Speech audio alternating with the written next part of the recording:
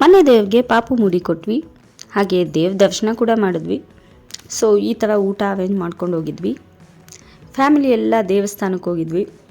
ಅಪ್ಪಂಗೆ ಮಗಳು ಕಿವಿಗೂ ಇಡ್ತಿದ್ದಾಳೆ. ಅಯ್ಯೋ, ಜಾತ್ರೆ ಮಗಳು ಜನ ಮಗಳು ಅನ್ನಂಗಾಗಿತ್ತು. ನಮ್ಮನೆಯವ್ರು ನೋಡಿ ಸಣ್ಣ ಮಕ್ಳು ಥರ ಆಟ ಆಡ್ತಿದ್ದಾವೆ. ಹಾಯ್, ಹಲೋ, ನಮಸ್ಕಾರ, welcome back to my YouTube channel HRK lifestyle. ನನ್ನ ಯೂಟ್ಯೂಬ್ ಚಾನಲ್ನಲ್ಲಿ ಮತ್ತೊಂದು ಹೊಸ ವಿಡಿಯೋಗೆ ನಿಮ್ಮೆಲ್ಲರಿಗೂ ಕೂಡ ಹಾರ್ಟ್ಲಿ ವೆಲ್ಕಮ್. ಯಾವೆಲ್ಲ ನನ್ನ ಯೂಟ್ಯೂಬ್ ಚಾನಲ್ನ ಸಬ್ಸ್ಕ್ರೈಬ್ ಮಾಡ್ಕೊಂಡು ನೋಡ್ತಾ ಇದ್ದೀವಿ ಎಲ್ಲರಿಗೂ ಕೂಡ ಥ್ಯಾಂಕ್ ಯು ಸೊ ಮಚ್. ಹಾಗೇನೇ ಯಾವೆಲ್ಲ ಸಬ್ಸ್ಕ್ರೈಬ್ ಮಾಡ್ಕೊಂಡಿಲ್ಲ ಪ್ಲೀಸ್ ಹೋಗಿ ಸಬ್ಸ್ಕ್ರೈಬ್ ಮಾಡ್ಕೊಳ್ಳಿ. ಹಾಗೆ ಪಕ್ಕದಲ್ಲಿ ಕಾಣೋ ಬೆಲ್ ಬಟನ್ ಕೂಡ ಕ್ಲಿಕ್ ಮಾಡಿ. ಹೀಗೆ ಮಾಡೋದ್ರಿಂದ ನಾನು ಮಾಡೋ ಎಲ್ಲ ವಿಡಿಯೋದ ಫಸ್ಟ್ ನೋಟಿಫಿಕೇಷನ್ ನಿಮಗೆ ಬರುತ್ತೆ. ಆ್ಯಂಡ್ ಈ ವಿಡಿಯೋ ಇಷ್ಟ ಆದರೆ ಲೈಕ್ ಮಾಡಿ. ಹೋಪ್ ಎಲ್ಲರೂ ಚೆನ್ನಾಗಿದ್ದೀವ ಅಂತ ಅಂದ್ಕೊಂಡು ಈ ವಿಡಿಯೋನ ಸ್ಟಾರ್ಟ್ ಮಾಡ್ತಾ ಇದ್ದೀನಿ. ಇವತ್ತಿನ ವಿಡಿಯೋ ಏನಪ್ಪ ಅಂತ ಹೇಳಿದ್ರೆ, ನನ್ನ ಮಗಳಿಗೆ ಆ್ಯಕ್ಚುಲಿ 9 ತಿಂಗಳಿಗೆ ಮುಡಿ ಕೊಡಬೇಕಿತ್ತು. ಬಟ್ ನಾವು ಸ್ವಲ್ಪ ನತ್ಬಾಯಿ ಕೊಡಿಲ್ಲ ಅಂತ ಹೇಳಿಬಿಟ್ಟು ಸ್ವಲ್ಪ ಲೇಟಾಗಿ ಮುಡಿ ಕೊಡೋಣ ಅಂತ ಅಂದ್ಕೊಂಡ್ವಿ. ಸೊ ಫೈನಲಿ ಇವತ್ತು ನನ್ನ ಮಗಳಿಗೆ ಮುಡಿ ಕೊಡೋಕೆ ಹೋಗ್ತಾ ಇದ್ದೀವಿ. ಅದು ನಮ್ಮ ಮನೆ ದೇವರು ವನವಳ್ಳಿ ಅಥವಾ ಶ್ರೀ ಭೈರವೇಶ್ವರ ಸ್ವಾಮಿ ಅಂತ ಹೇಳಿಬಿಟ್ಟು. ಸೊ ಫ್ಯಾಮಿಲಿ ಎಲ್ಲ ಹೋಗ್ತಾ ಇದ್ದೀವಿ. ಇವತ್ತು ಬೆಳಗ್ಗೆ ಬೇಗನೆ ಎದ್ವಿ. ಅಮ್ಮ 4 ಗಂಟೆಗೆ ಎದ್ದಿದ್ವು. ಹಾಸನಲ್ಲಿ ರಾಧಮ್ಮ 4 ಗಂಟೆಗೆ ಎದ್ದೇಳ್ತವೆ. ಇಲ್ಲಿ ಪ್ರೇಮಮ್ಮ 4 ಗಂಟೆಗೆ ಎದ್ದು ಪಾಪ ಮನೆ ಕೆಲಸ ಎಲ್ಲ ಮುಗಿಸ್ಕೊಂಡಿದ್ವು. ಅಂದರೆ ತಿಂಡಿ ಎಲ್ಲ ಮಾಡಿಬಿಟ್ಟು ಕಸ ಗುಡಿಸಿ ಮನೆಯೆಲ್ಲ ಒರೆಸ್ಕೊಂಡಿದ್ವು. ಸೊ ನಾನು ಎದ್ದು ಅದನ್ನೆಲ್ಲ ಪ್ಯಾಕ್ ಮಾಡಿಕೊಂಡು ದೇವ್ರ ಪೂಜೆ ಮಾಡಿ ನಾನು ರೆಡಿಯಾಗಿ ನನ್ನ ಮಗಳನ್ನ ರೆಡಿ ಮಾಡೋದು. ನನ್ನ ಮಗಳನ್ನ ರೆಡಿ ಮಾಡೋದೇ ದೊಡ್ಡ ಕೆಲಸ. ಸೊ ಎಲ್ಲ ರೆಡಿಯಾಗಿ ಫೈನಲಿ ಹೊರಟಿದ್ದೀವಿ. ಆಲ್ಮೋಸ್ಟ್ ಇವಾಗ ಟೈಮ್ 10 ಗಂಟೆ ಆಗೋಗಿದೆ. ಇನ್ನೂ ತಿಂಡಿ ತಿಂದಿಲ್ಲ.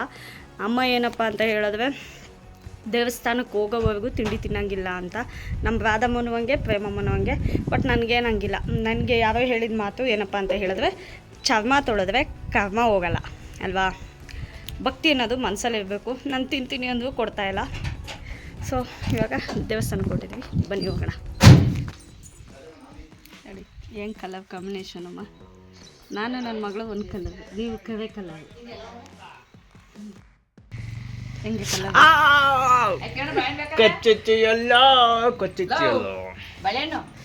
ಬ್ಲಾಕಿ ಯಾವನಿಗೆ ನಿಮಗೆ ಮತ್ತೆ ಯಾವ ಕಲರ್ ಇದ್ದೀವಿ ನೀವು? ಯಾವ ಕಲರ್ ಇದ್ದೀವ? ನಾನು ಗೋಧಿ ಬಣ್ಣ, ಸಾಧಾರಣ ಮೈಕಲ್. ಗೋಧಿ ಬಣ್ಣ, ಸಾಧಾರಣ ಮೈಕಟ್ಟಂತೆ. ಮನೆಯಿಂದ ಹಾಗೆ ಸ್ವಲ್ಪ ದೂರ ವಾಕ್ ಬಂದ್ವಿ. ಕಾರ್ ಬರೋವರೆಗೂ ಸುಮ್ಮನೆ ಏನಕ್ಕೆ ನಿಲ್ಲೋದು ಅಂತ ಹೇಳಿಬಿಟ್ಟು. ಆ್ಯಂಡ್ ನನ್ನ ಮಗಳು ಹೆಂಗೆ ಗೊತ್ತಾ, ನಮ್ಮ ಮನೆಯವಿದ್ವಿ, ನಾನು ಯಾವಾಗಲೂ ಹೇಳೋ ರೀತಿ ಅವ್ರ ಹತ್ರನೇ ಇರಬೇಕು. ಪಾಪನ ಎತ್ಕೊಂಡೇ ಕಾರ್ ಡ್ರೈವ್ ಮಾಡಬೇಕು. ಇಲ್ಲ ಅಂತ ಹೇಳಿದ್ರೆ ಅವಳು ಯಾವ ಹತ್ರನೂ ಇವೆಲ್ಲ.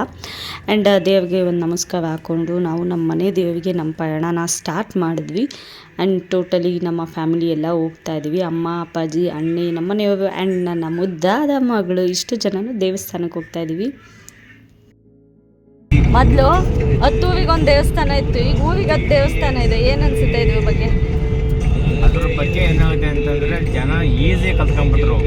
ಈ ದೇವ್ರ ಪೂಜೆ ಮಾಡೋದು ಕೂಡ ಈಸಿ ಮಾಡ್ಕೊಂಡ್ಬಿಟ್ರು. ಹಂಗಾಗಿ ದೇವರೇ ನಮ್ಮನ್ನು ಹುಡ್ಕೊಂಡ್ಬರ್ಬೇಕು, ನಾವು ದೇವ್ರ ಹುಡ್ಕೊಂಡು ಹೋಗ್ಬಾರ್ದು.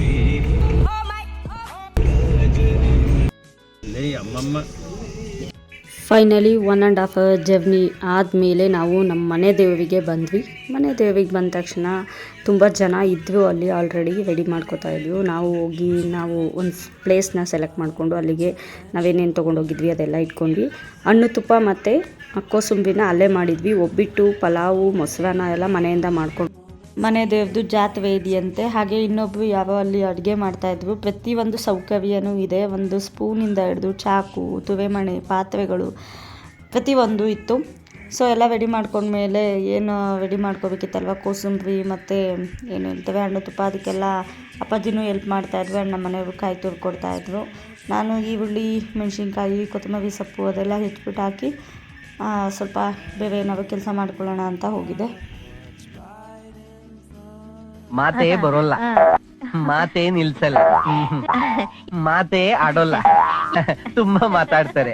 ಇವ್ರಗಳ ಮಧ್ಯೆ ನಂಗೆ ಮಾತಾಡಕ್ ಅವಕಾಶವೇ ಅಂಡ್ ಮುಡಿ ಕೊಡೋರಿಗೆ ಇಲ್ಲಿ ಎಲ್ಲ ರೆಡಿ ಮಾಡಿ ಇಟ್ಕೊಂಡಿದ್ದೀನಿ. ಸೊ ಫೈನಲಿ ಅವ್ರು ಬಂದರು. ಫಸ್ಟ್ ಟೈಮ್ ಆಗಿದ್ರಿಂದ ಬ್ಲೇಡ್ ಹಾಕಿಸ್ಲಿಲ್ಲ. ಸ್ಟಾರ್ಟಿಂಗ್ ಒಂದು ಸ್ವಲ್ಪ ಕತ್ವಿನಲ್ಲಿ ಹೇರ್ನ ಏನಾದರೂ ಫ್ರೇಮ್ ಮಾಡ್ಸೋಕ್ಕೆ ಬೇಕಾಗುತ್ತೆ ಅಂತ ಹೇಳಿಬಿಟ್ಟು ಹೇರ್ನ ಇಟ್ಕೊಂಡೆ. ಅದಾದಮೇಲೆ ಏನು ಹೇಳ್ತೇವೆ ಮಿಷಿನ್ ಟ್ರಿಮ್ಮರಲ್ಲಿ ಹೇರೆಲ್ಲ ರಿಮೂವ್ ಮಾಡಿಸಿದ್ವಿ ಪಾಪದು ಮಂಡೆ.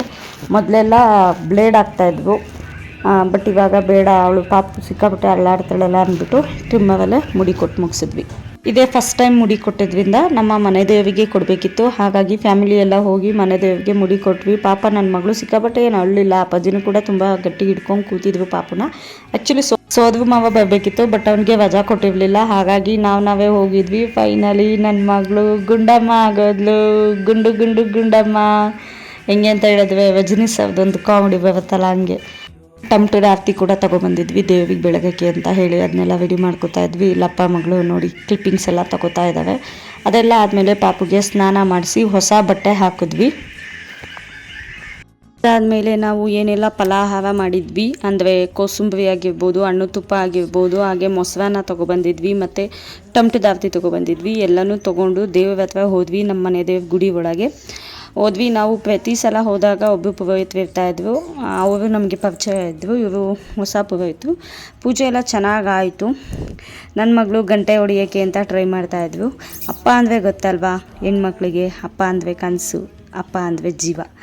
ಅವರ ಅಪ್ಪನೂ ಹಾಗೇ ಪ್ರತಿಯೊಂದೂ ಮಗಳಿಗೆ ಏನು ಕೊರತೆ ಬರದೇ ಇರೋ ಅವಳು ಏನು ಕೇಳ್ತಾಳೆ ಅವಳು ಹಠ ಮಾಡೋಕ್ಕೆ ಮುಂಚೆನೇ ಲೈಕ್ ಗಂಟೆ ಓಡಿಸೋದಾಗಿರ್ಬೋದು ಅಥವಾ ಮಣ್ಣಲ್ಲಿ ಆಟಾಡಕ್ಕೆ ಹೋಗೋದಾಗಿರ್ಬೋದು ಎಲ್ಲ ಮಾಡಿಸ್ತಾರೆ. ಸೊ ದೇವ್ರ ದರ್ಶನ ಎಲ್ಲ ಮುಗೀತು. ಹಾಗೆಯೇ ಪಾಪುನ ದೇವ್ರ ಹತ್ರ ಅಡ್ಗೆ ಇಡ್ಬೋದು ಅಂತ ಹೇಳ್ತೇವೆ. ಸೊ ಅಡ್ಗೆ ಇಡ್ಬೇಕೆ ಅಂತ ಹೇಳಿ ಕೊಟ್ಟಿದ್ವಿ. ನನ್ನ ಮಗಳಿಗೆ ಸ್ವಲ್ಪ ಲೈಟಾಗಿ ಭಯ ಆಗ್ತಿತ್ತು, ಏನು ಮಾಡ್ತಾವಪ್ಪ ಇವರು ಅಂತ ಹೇಳಿಬಿಟ್ಟು. ಹಾಗಾಗಿ ಆ್ಯಂಡ್ ಎಳೆ ಕೈ ಅಲ್ವಾ, ಕೈಯೆಲ್ಲ ನೋವಾಯಿತು ಅನಿಸುತ್ತೆ ಪುರೋಹಿತರು ಇಟ್ಕೊಂಡಿದ್ದಕ್ಕೆ. ಅದಾದಮೇಲೆ ಅಡ್ಗೆ ಬಿಟ್ಕೊಟ್ರು. ಎಲ್ಲ ಮುಗಿಸ್ಕೊಂಡು ಹೊರಗಡೆ ಬಂದಮೇಲೆ ನಾವೇನೆಲ್ಲ ದೇವರಿಗೆ ನೈವೇದ್ಯ ಮಾಡಿದ್ವಿ, ಅಲ್ಲಿ ಬಂದಿರುವಂಥ ಭಕ್ತಾದಿಗಳಿಗೆ ಎಲ್ಲನೂ ಸ್ವಲ್ಪ ಪ್ರಸಾದದ ಥರ ಕೊಟ್ವಿ. ಅಂದರೆ ಕೋಸಂಬರಿ ಮತ್ತು ಹಣ್ಣು ತುಪ್ಪ ಮಾತ್ರ, ಇನ್ನು ಮಿಕ್ಕಿದ್ದು ಯಾವುದೂ ಕೊಡಲಿಲ್ಲ. ನಾನು ಹಣ್ಣು ತುಪ್ಪ ಕೊಟ್ಟೆ ಆ್ಯಂಡ್ ನಮ್ಮ ಅಣ್ಣಿ ಬಂದು ಕೋಸಂಬರಿನ ಎಲ್ಲರಿಗೂ ಕೊಟ್ಟರು. ಎಲ್ಲರಿಗೂ ಭಕ್ತಾದಿಗಳಿಗೆ ಪ್ರಸಾದ ಕೊಟ್ಟ ಮೇಲೆ ನಾವು ಬೆಳಗ್ಗೆಯಿಂದ ಊಟ ತಿಂಡಿ ಏನೂ ತಿಂದಿರಲಿಲ್ಲ ಅಲ್ವಾ. ಸೊ ಬಾಳೆ ಎಲೆ ತೊಗೊಂಡೋಗಿದ್ವಿ. ಸೊ ಎಲ್ಲನೂ ಹಾಕ್ಕೊಂಡು ಒಂದೇ ಸಲ ಬ್ಯಾಟಿಂಗ್ ಮಾಡೋದು ಸ್ಟಾರ್ಟ್ ಮಾಡಿದ್ವಿ. ಆ್ಯಂಡ್ ಒಬ್ಬಿಟ್ಟು ಮಾಡಿದ್ದೆ, ಎಳೆ ಎಲ್ಲ ಮರ್ತ್ಬಿಟ್ಟಿದ್ದೆ. ಅದೆಲ್ಲ ಆದಮೇಲೆ ಇನ್ನೂ ಒಂದು ದೇವ್ರು ಬರುತ್ತೆ. ನಮ್ಮ ಮನೆ ದೇವರಿಂದ ಸ್ವಲ್ಪ ಮುಂದೆ ಲಕ್ಷ್ಮೀ ದೇವಿ ದೇವಸ್ಥಾನ, ಅಲ್ಲಿಗೆ ಬಂದ್ವಿ. ಅಲ್ಲಿ ಬಾಗಿಲಾಕಿತ್ತು. ಸೊ ಸ್ವಲ್ಪ ಹೊತ್ತು ವೆಯ್ಟ್ ಮಾಡಿ ದೇವ್ರ ದರ್ಶನ ಎಲ್ಲ ಮುಗಿಸ್ಕೊಂಡು ಬಂದ್ವಿ. ಆ ಗ್ಯಾಪಲ್ಲಿ ಫ್ಯಾಮಿಲಿ ಎಲ್ಲ ಗೊತ್ತಲ್ವಾ ಕೂತ್ಕೊಂಡ್ರೆ ಮಾತು ಕತೆ ಹರಟೆ ಎಲ್ಲ ಹೊಡಿತಾ ಇದ್ವಿ. ಆ್ಯಂಡ್ ನಮ್ಮ ಮನೆಯವರು ಪಾಪುನ ಆಟ ಆಡಿಸ್ತಾಯಿದ್ವು. ನಾವು ಮದುವೆ ಆದ ಹೊಸದಲ್ಲಿ ಇದಕ್ಕೆ 3ನೇ ಸಲ ಹೋಗಿರೋದು. ನನಗೆ ಈ ದೇವಸ್ಥಾನ ತುಂಬ ಇಷ್ಟ ಆಗುತ್ತೆ. ಲಕ್ಷ್ಮಿಗೆ ಅಲಂಕಾರನೂ ಹಿಂಗೆ ಎಷ್ಟು ಚೆನ್ನಾಗಿ ಮಾಡಿರ್ತಾರೆ.